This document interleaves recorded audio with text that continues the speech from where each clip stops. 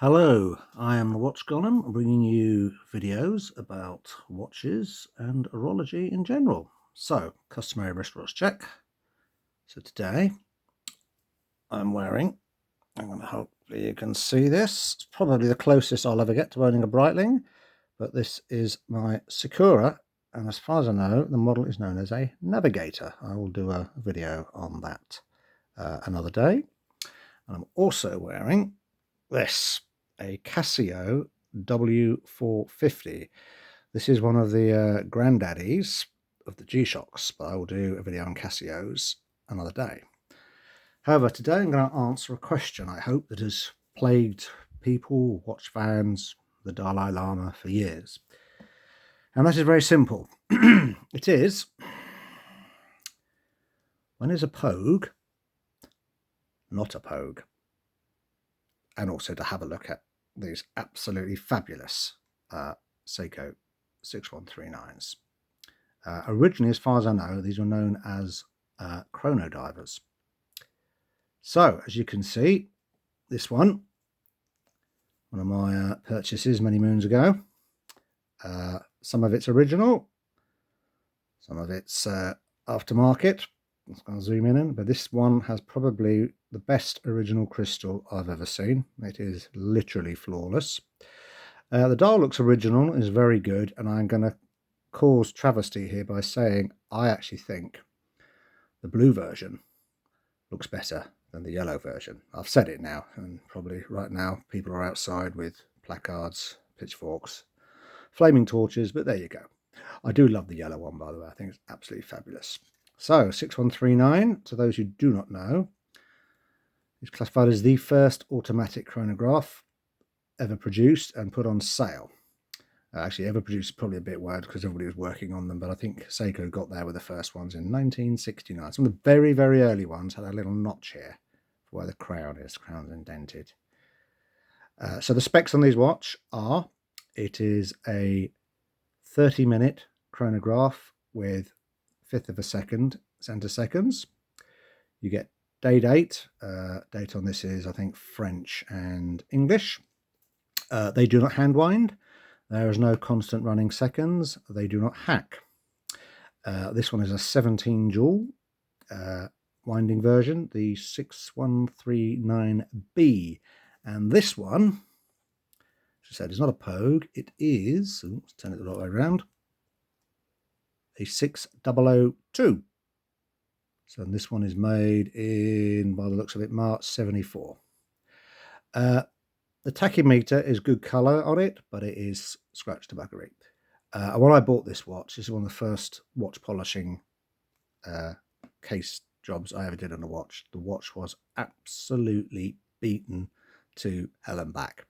So I committed the ultimate crime. I had to go at polishing it. I got some good bits, bad bits, but it does look a bit ice cubed on the areas. But compared to what it looked like, it's all right. Also, the pushers, this one's longer than that one, so the pushers are, well, at least that one is not original. But there you go. It's got the internal rotating bezel, and as I say, these were officially, as far as no marketed, as chronograph divers, or divers chronographs, and water resistant to 70 mils. Let's see. Width on these things is bob on 42. Oh no, 41 and a half.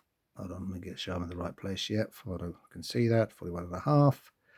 And the lug to lug is, I think, standard 19 from Seiko at those days. Hold on.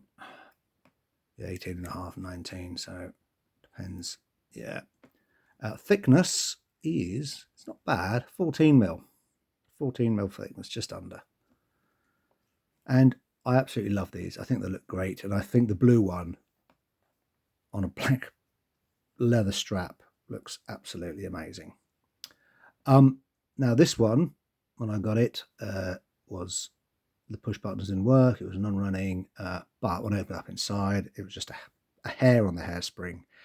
And surprise, surprise, it had two service marks inside. So that was pretty good. Now for the controversy. This is my other one. This is a 6139. Now this is the closest I will get to a Pogue.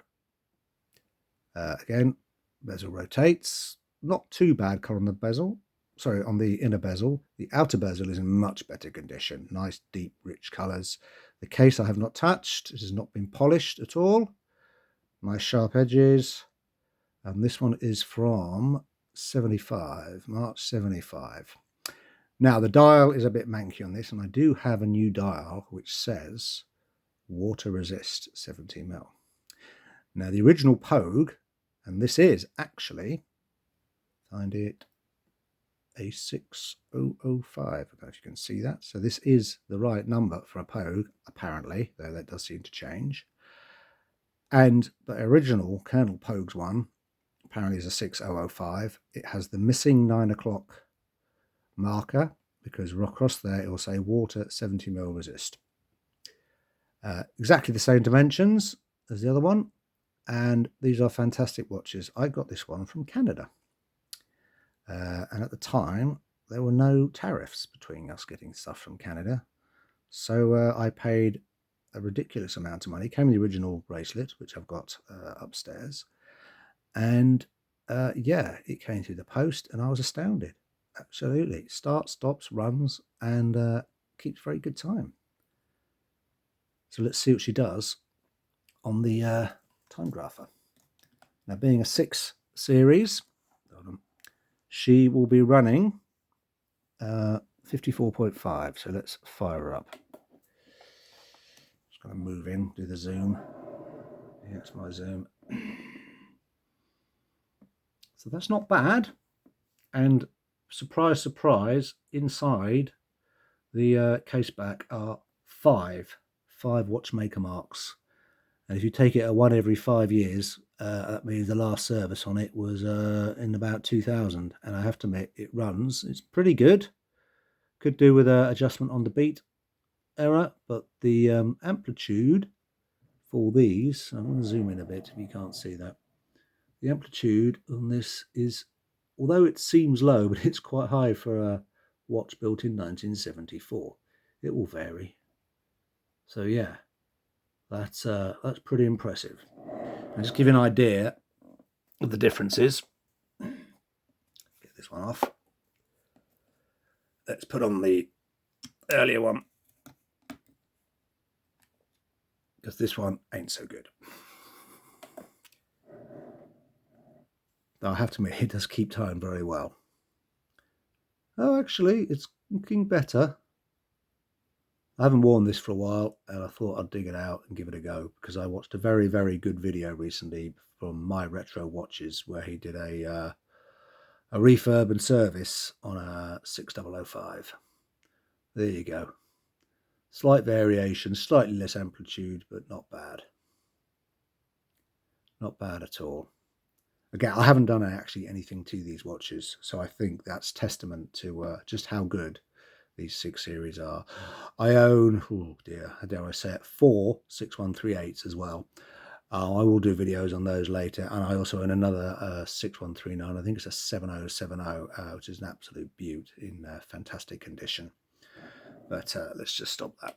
But these Pogues, we'll call them. I don't know if the blue one classifies as a Pogue. I don't even know if this one classifies as a Pogue because it's got the wrong dial.